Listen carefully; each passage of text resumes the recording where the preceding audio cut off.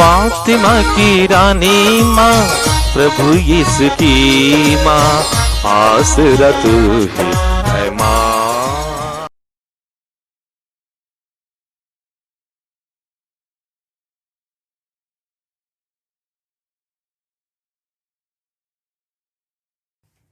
पहला पाठ प्रज्ञा ग्रंथ अध्याय 7 पद संख्याएं 22 से अध्याय 8 पद संख्या 1 तक।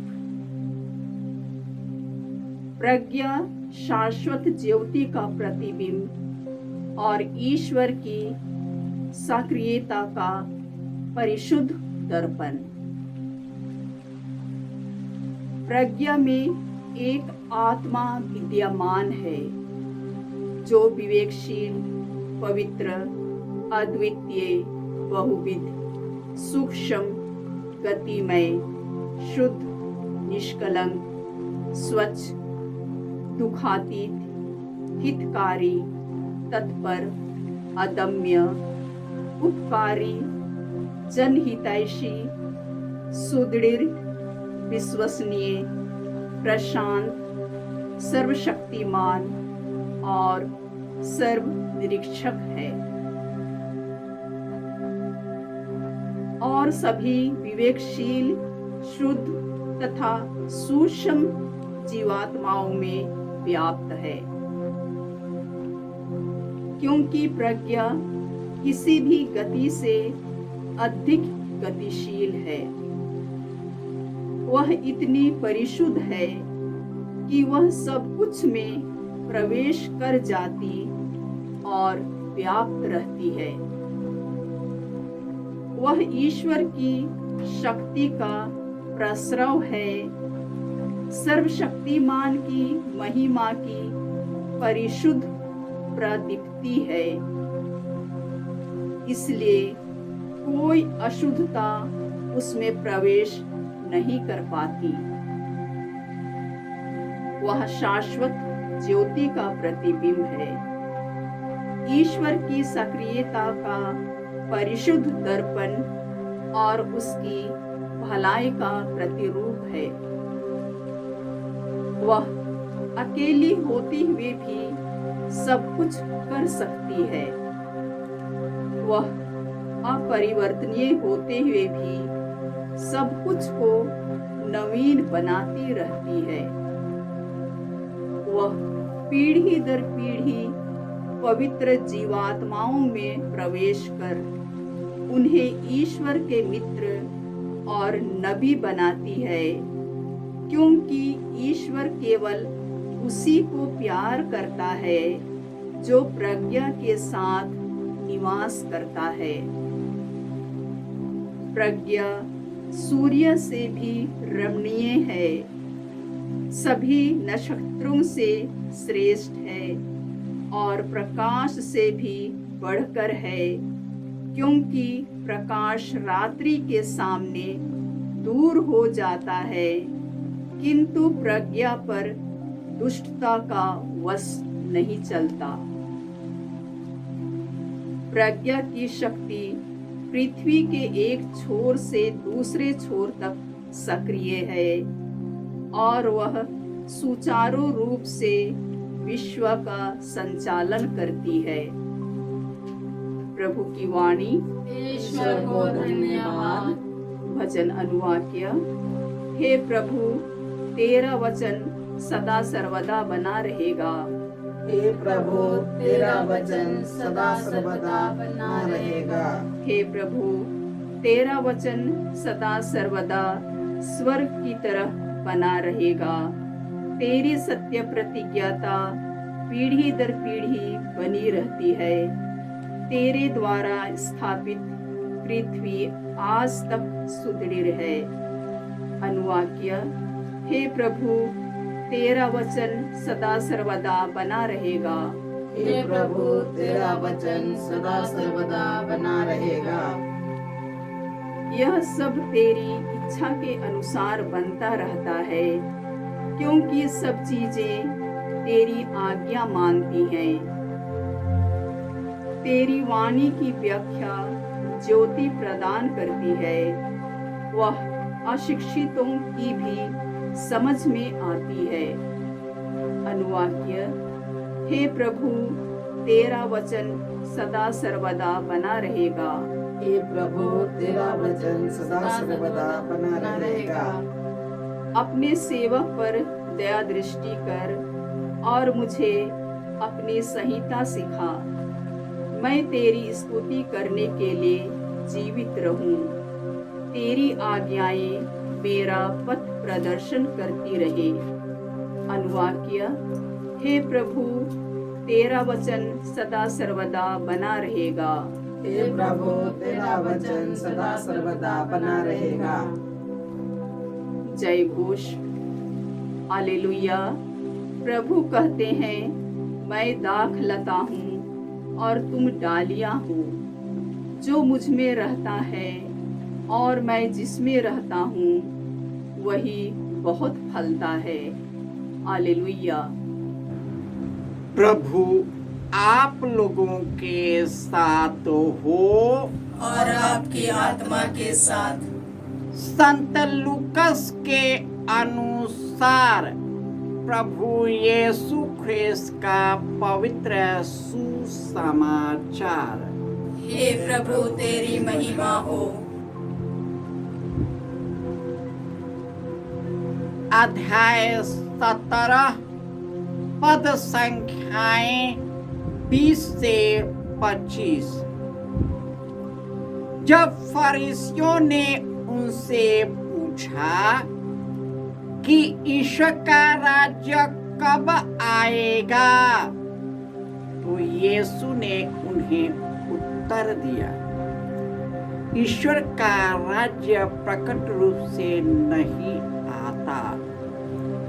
लोग नहीं कह सकेंगे, देखो वह यहाँ है, अथवा देखो वह वहाँ है, क्योंकि ईश्वर का राज्य तुम्हारे ही बीच है।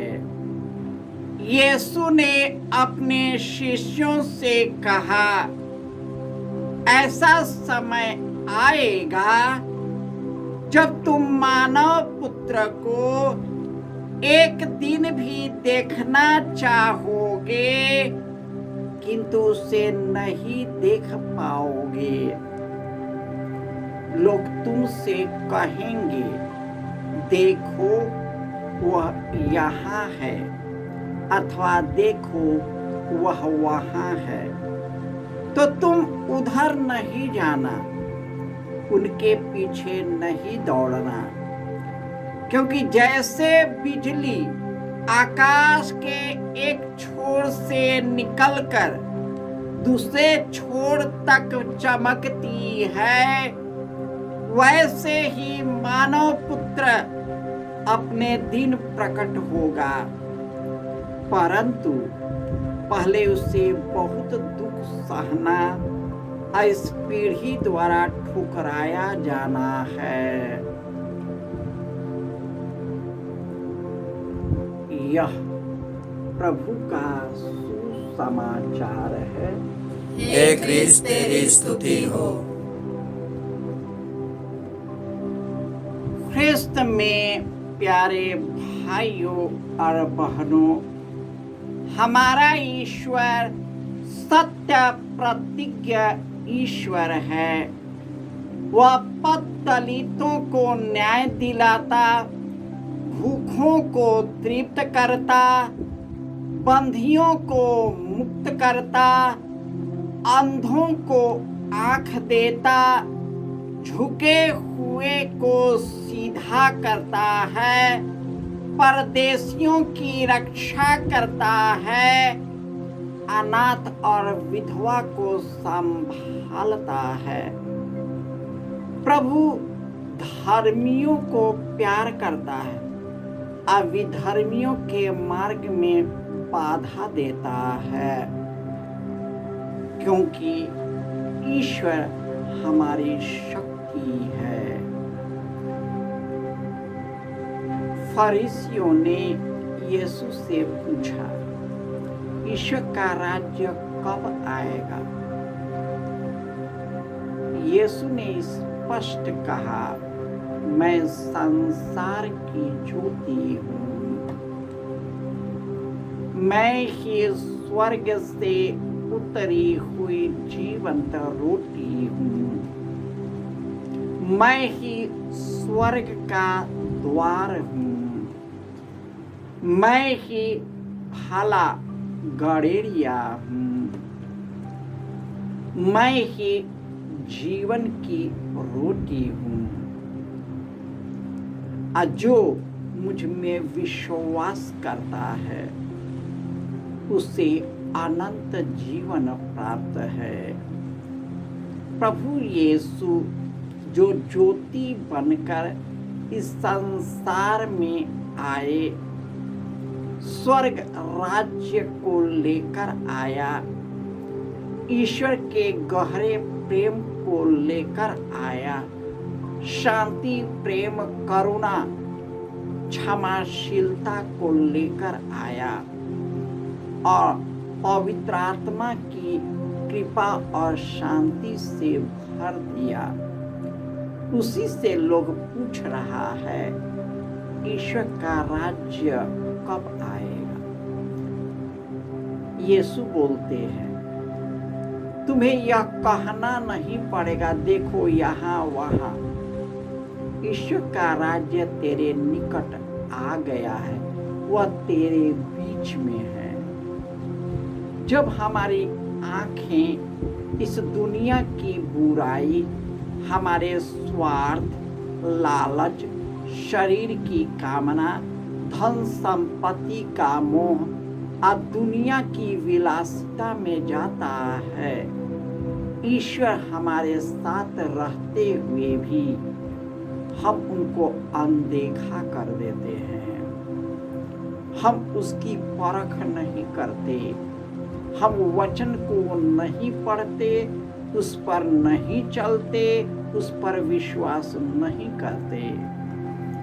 जिस प्रकार इस्राएली अपने आप को इब्राहिम के वंशज कहते थे और वे कहते थे कि मसीहा मेरे ही वंश से आएगा, लेकिन उन्हीं लोगों ने उसी ईश्वर पर विश्वास नहीं किया जिस ईश्वर के बारे में वे बोलते हैं।